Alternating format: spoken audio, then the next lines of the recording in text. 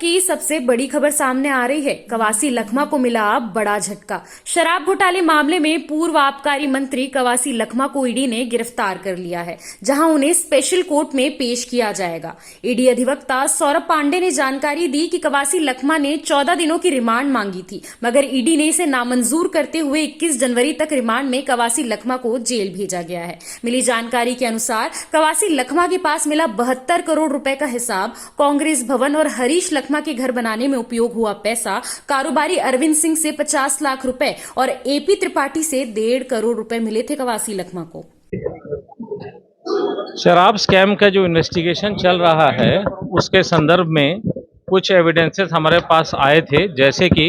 अरविंद सिंह का सेक्शन 50 के रिकॉर्ड किया गया स्टेटमेंट, जिसमें उसने ये बताया था कि 50 लाख रुपए मासिक भुगतान किया जाता था शराब कार्टेल से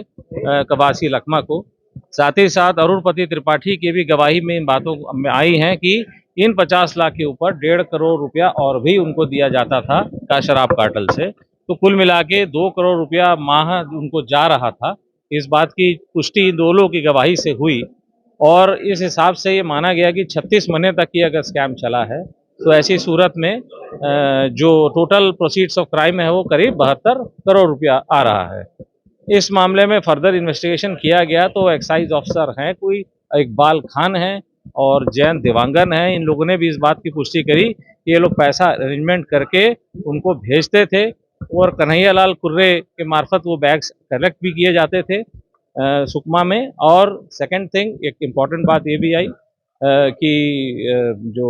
जगन्नाथ साहू ने भी के यहाँ पे जब सर्चेस वगैरह हुई हैं और इनके बेटे के यहाँ भी जब सर्चेस वगैरह हुई हैं तो कुछ डिजिटल एविडेंसेस हमें प्राप्त हुए हैं। उन डिजिटल एविडेंसेस के बेसिस पर, एनालिसिस के बेसिस पर ये सामने आया कि ये जो पैसा बेसिकली 2 करोड़ रुपए का जो हमें दिखाई पड़ रहा है वो इस्तेमाल हुआ है सुकमा में इनके सुपुत्र के घर बनाने में और जो है कांग्रेस भवन बनाने में, वो भी सुकमा में ही है। तो इस प्रकार से जो प्रोसीड्स ऑफ क्राइम हैं उसको इन लोग ने अनटेंटेड प्रॉपर्टी के यानी निष्कलंकित संपत्ति के रूप में समाज को प्रदर्शित करने का इस प्रकार से प्रयास किया है। मामले में प्रथम दृष्टया prevention of money laundering act की धारा 3 में दिए गए धन शोधन के अपराध दिखाई पड़े और चूंकि इनके इन्वेस्टिगेशन के दौरान इनका सहयोग बहुत कम रहा और ऐसी संभावना रही कि जो अभी तक इन्वेस्टिगेशन हुआ उसके संदर्भ में हो सकता है कि अन्य मिलने वाले साक्ष्यों को नष्ट कर सकें, नष्ट करने की प्रयास करेंगे। साथ ही साथ जो विटनेसेस और भी हैं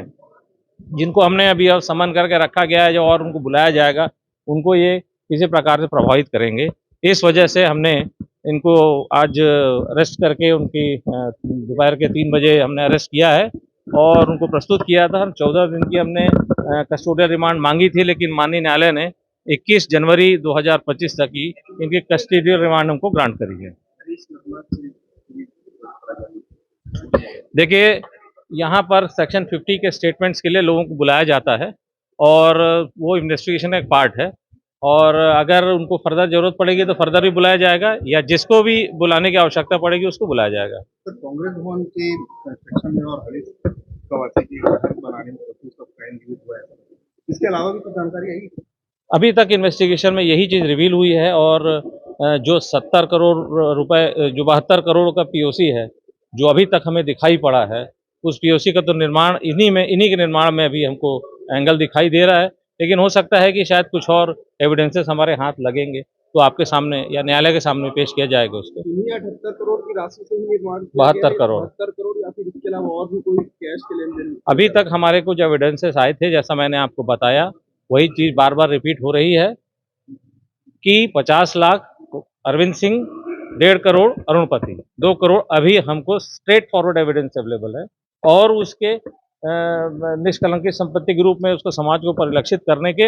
हमें प्रमाण अभी तक मिले हैं इन्वेस्टिगेशन में। हो सकता है कि हमें और कुछ प्रमाण मिल जाए, वो सामने रखे जाएंगे कालांतर में।